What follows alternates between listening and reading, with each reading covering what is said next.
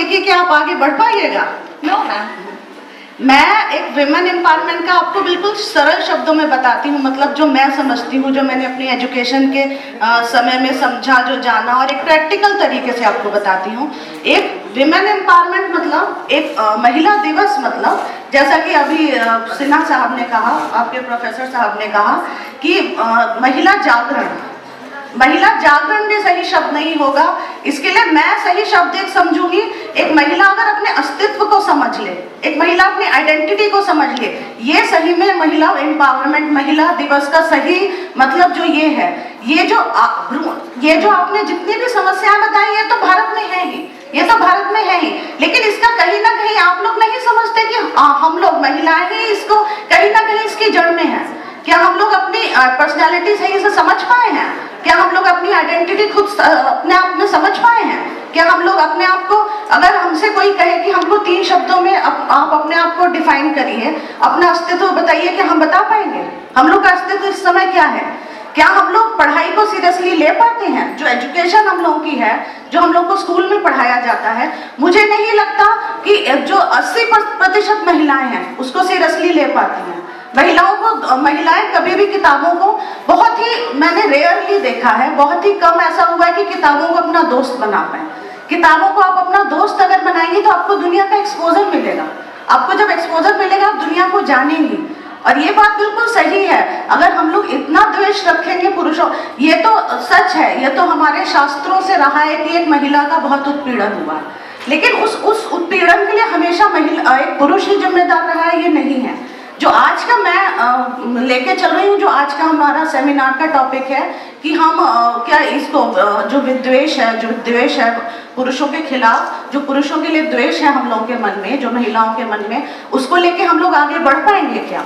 वो बिल्कुल सही बात है। अगर हम इतना द्वेष रखेंगे, इतनी कुंठा रखेंगे, एक इतनी जो नकारात्मक जो कही जाती है सोच एक रखेंगे, तो हम आगे नहीं बढ़ पाएंगे, हम लगातार कुंठित ही होकर रह जाएंगे। इसीलिए यहाँ पे जितने भी स्टूडेंट्स जो यहाँ पे मौजूद हैं, मैं हर स्टूडेंट से कहना चाहूँगी कि अपनी आइडेंटिटी को समझिए, अपने अस्तित्व को समझिए।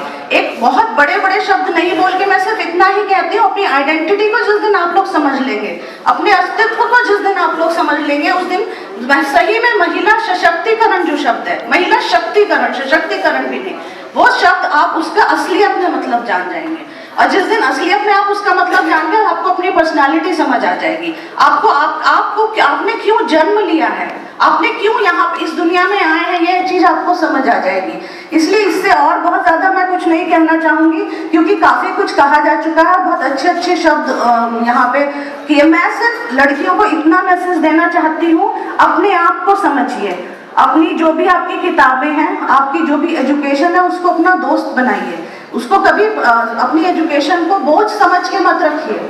और साथ में मैं सबसे जो आज मैं एक दिमाग में लेके चल रही थी, मैं बिहार सरकार का बहुत थैंकफुल हूँ, बहुत ही धन्यवाद करती हूँ, एक सोशल एक्टिविस्ट होने के नाते भी और एक महिला होने के नाते भी, कि उन्होंने जो शराबबंदी करी है, शराबबंदी जो पूर्ण शराबबंदी हुई है, ये भी एक महिला शोषण का बहुत जरिया था, उस जरिया को बंद कर दिया गया है। इसीलिए मैं बिहार सरकार की भी इस चीज में थैंकफुल हूँ। ये हमेशा से रहा है, शोषण महिला का हमेशा ही हुआ है, लेकिन उस शोषण को ही एक अगर आप पाथ लेके चल देंगे, उसी शोषण ही सोचते अगर चले जाएंगे, तो कभी आगे नहीं बढ़ पाइएगा। इसीलिए अपने आप को स्ट्रांग करिए, अपने आप को मजबूत बनाइए, अपनी मानसिकता से। सिर्फ फिजिकल मजबूती कुछ नहीं होती, जब तक मानसिक तौर पे, सोशल तौर पे आप अपने आप को मजबूत नहीं करेंगे, तब तक आप कभी आगे नहीं बढ़ पाएंगे।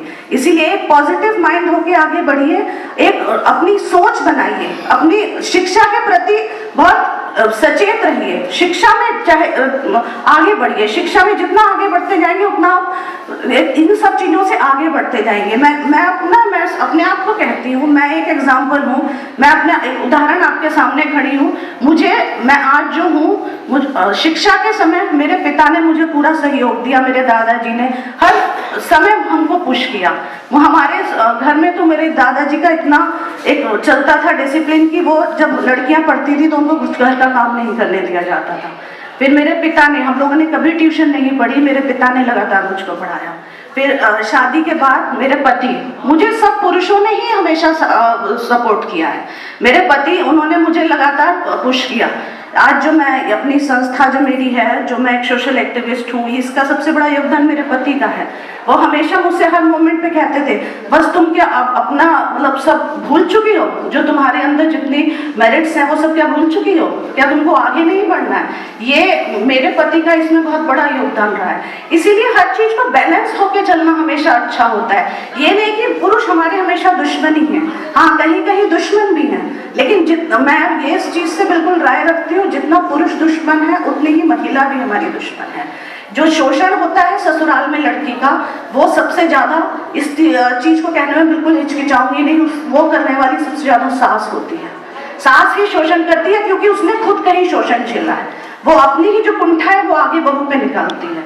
वही, और एक और मैं एक चीज कहना चाहूंगी, आप लोगों को, लड़कियों के अंदर अक्सर ये कुंठा पाई जाती है कि हमको जो घर के महत्वपूर्ण डिसीजंस होते हैं, जो निर्णय होते हैं, उसमें हमको शामिल क्यों नहीं किया जाता।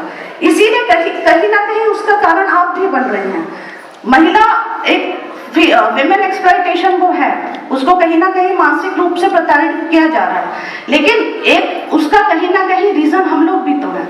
क्या हम लोग अपने आप को मानसिक तौर पे उतना परिपक्व कर पाए हैं?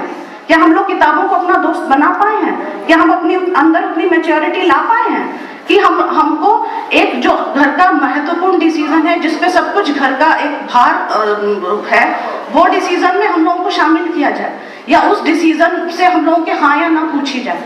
क्या उतनी परिपक्वता आपके अंदर आ पाई है? इस चीज को बैलेंस करके सोचिए, तब विमेन एम्पावरमेंट को लेके आगे बढ़िए। महिला सशक्तिकरण मतलब है, मैं एक आपको इसका बिल्कुल सरल मतलब बता दे रही हूँ, मानसिकता से परिपक्व होइए, सामाजिक तौर पे परिपक्व होइए, अच्छी एजुकेशन लीजिए। महिला सशक्तिकरण असलियत में ये है। धन्यवाद।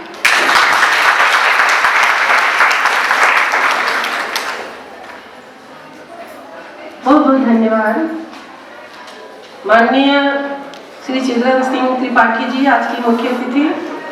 आपने सचमुच बहुत ही स्पष्ट शब्दों में अपने विचार प्रस्तुत किए, संतुलित,